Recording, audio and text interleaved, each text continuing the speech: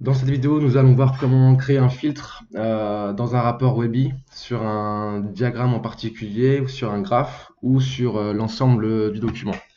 Donc on est reparti de la vidéo précédente où nous avions établi un diagramme géographique. Donc nous avons les mêmes objets ici, nous avons juste rajouté une dimension, l'objet order date, et nous avons ensuite créé une variable de dimension année comme suit. Donc le nom année, qualification dimension, et la formule est la suivante, c'est l'année de la date de commande. Voilà. Alors, à savoir qu'il y a plusieurs façons pour créer un filtre sur Webby. La première, c'est via l'onglet Accès aux données, fournisseur de données, modifier. Il est possible d'effectuer un filtre de la requête donc sur l'ensemble du document à cet emplacement-ci.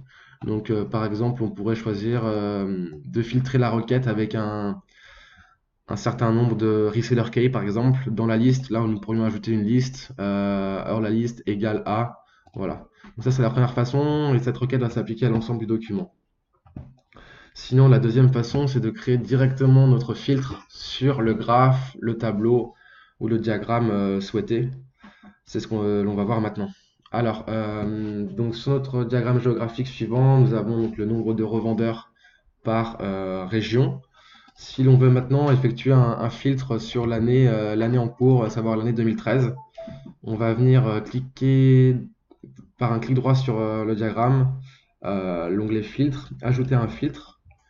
On arrive sur cet onglet, donc sur cette page intitulée filtre du rapport. On voit sur le côté gauche le volet de carte du filtre. Donc en haut, le rapport numéro 1. Ensuite, dessous, on aura l'ensemble des éléments constituant ce rapport et il sera possible d'affecter des filtres à chacun de ces éléments. Sur la partie droite, donc bloc 1, là, on a l'onglet Ajouter un filtre en haut, donc c'est là-dessus qu'on va cliquer pour créer notre premier filtre. Donc, comme on a vu précédemment, on veut créer un filtre sur l'année en cours. Donc là, on va sélectionner notre variable année, comme suit, dans la liste. Et on va sélectionner donc dans l'onglet du bas notre année 2013 par exemple, ou l'année 2012 si on veut les 2 années précédentes. Donc par double clic, hein, tout simplement. Et ensuite, on va venir appliquer notre filtre à l'élément.